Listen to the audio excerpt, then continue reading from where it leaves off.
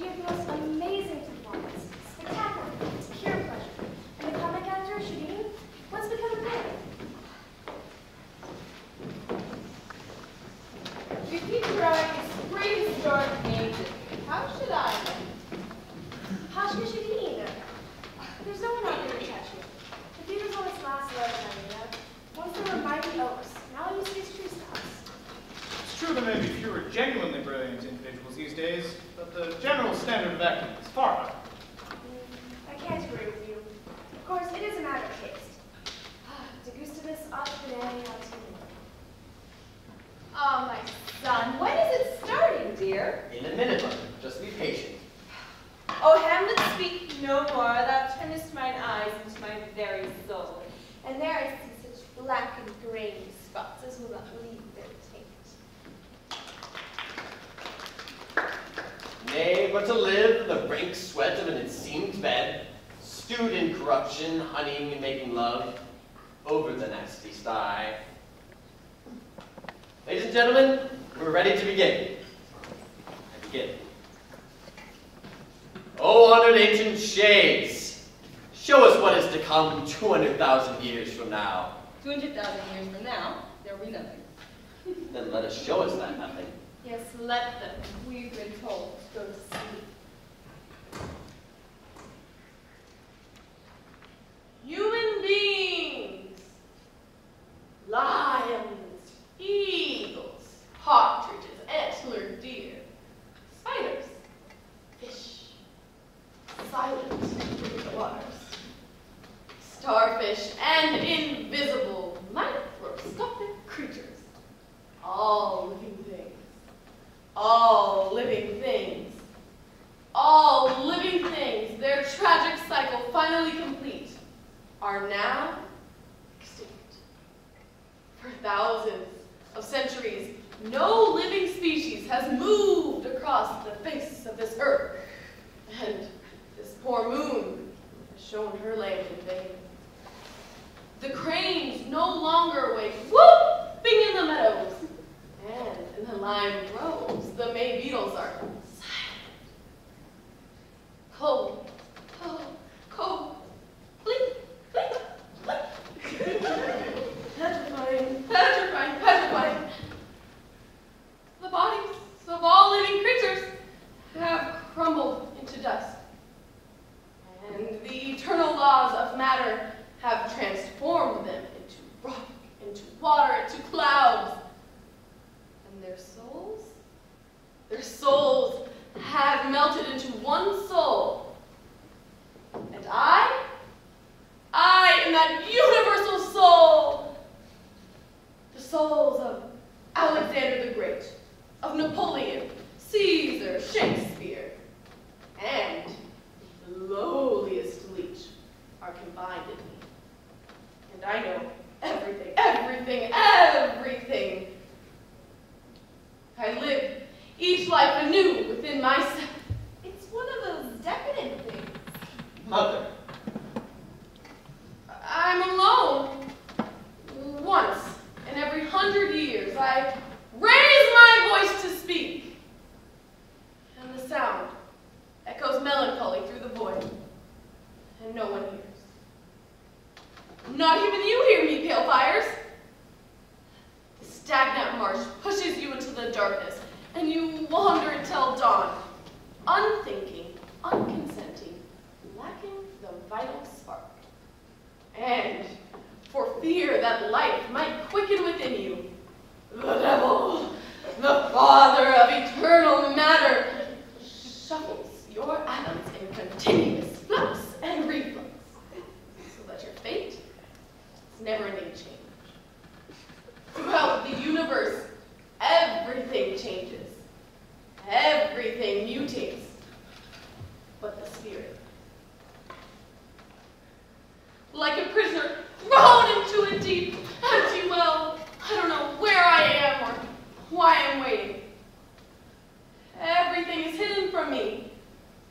But the knowledge that in my stubborn, brutal struggle with the devil, I am destined to conquer. And when I do, the universal kingdom of freedom will be born, and matter and spirit merge in glorious harmony. But this can only come to pass, inch by inch, through many long millennia, after the moon and the brilliant Sirius and the earth itself crumble into dust. Until then, the horror! Oh, the horror!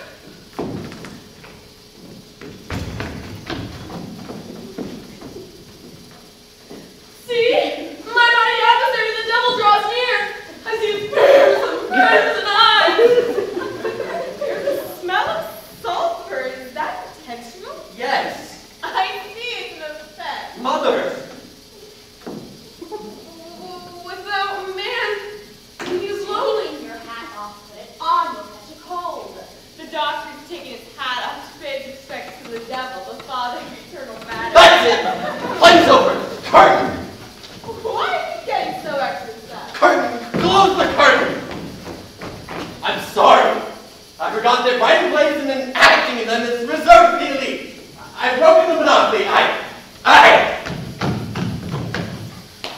Whatever's the matter with him? Irina, my dear, a young man's pride needs to be a little more careful. But what did I say? You hurt his feelings.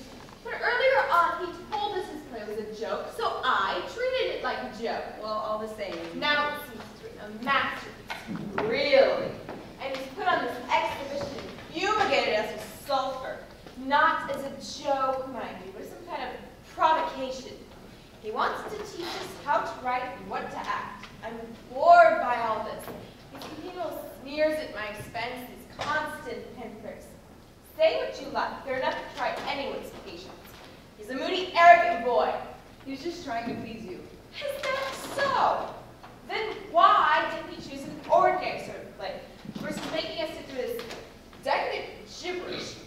Not that I mind listening to a bit of gibberish if it's a joke, but no, what we have here is pretending to be a new form, a new era in art. Far from being a new form, it's just bad manners. Everyone chooses his own subject and writes it to the best of his ability. Then let him choose his own subject and write to the best of his ability. Then let him leave me out of it. Oh, the wrath of Jupiter. I'm not Jupiter, I'm a woman. I'm not angry, I'm just irritated that a young man chooses to pass his time in such an uninteresting manner. I didn't mean to hurt his feelings. It's not justifiable to separate matter and spirit, for matter and spirit may itself just be a constellation of material atoms. But, you know, they ought to write a play about teachers' lives and put that in the theater. Our lives are hard, very hard. I'm sure. But let's not talk about plays or atoms. Such a gorgeous evening. Can you hear that? The singing? It's beautiful. It's coming from the other side of the lake. Sit next to me.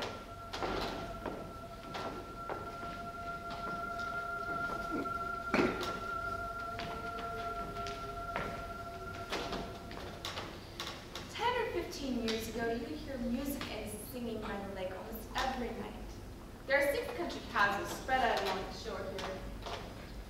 I can remember laughter, noise, shooting parties, and love affairs.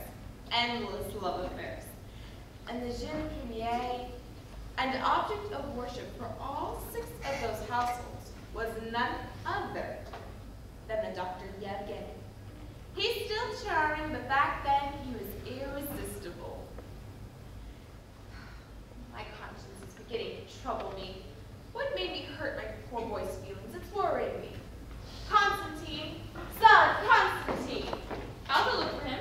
Thank you, dear. Constantine! Yoo-hoo! Constantine!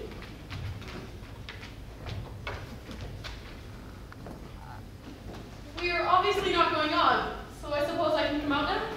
Bravo. Bravo.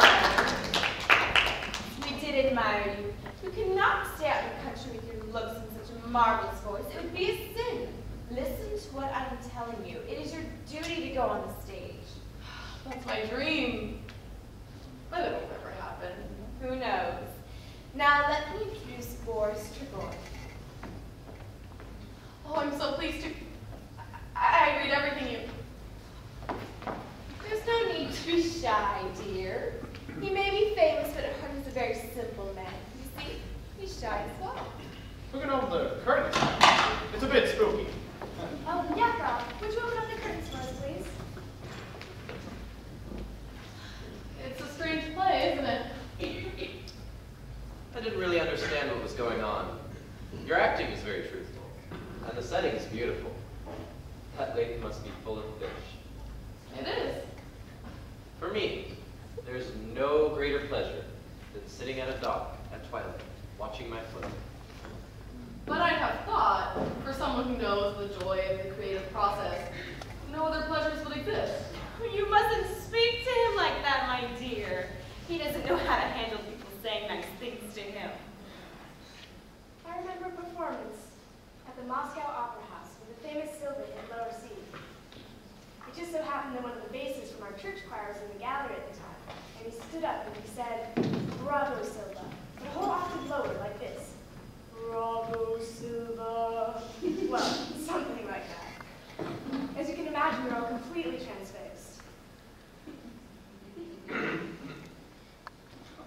The angel of silence has flown overhead. Oh, yes, and I have to fly too. But it's so early. We're not going to let you go. You simply cannot go. Oh, my father's expecting me. Honestly, what a man. Well, if it can't be helped, I'm sorry. I hate to let you go. If you knew how much I hate leaving you all. Well, someone should see you home, darling. Oh, no. Do stay. I can't, Patricia. Only for another hour. I mean, you know what I mean. Really, I can't. Goodbye. She's a most unfortunate girl, really. Apparently, her mother's will left her entire enormous fortune to the husband. Every last penny and nothing at all for this poor girl. And her father's already made another will, leaving everything to the second wife. It's outrageous. Yes, you have to give her father credit. He's an out-and-out villain. Yes, let's go on as well, shall we? It's getting damp and my legs ache. Legs, they're so stiff, they're like wooden legs. Well, poor old thing. Mother? I can hear that dog howling again. Ilya, would you be so kind as to let it off its chain? Oh, I can't do that, Patricia. All of our milk is in the barn. We don't want bees breaking in. But that's right, a whole octave lower. And you know, he wasn't even famous, just an ordinary member of the church choir. Any idea on how much a member of the church choir would earn?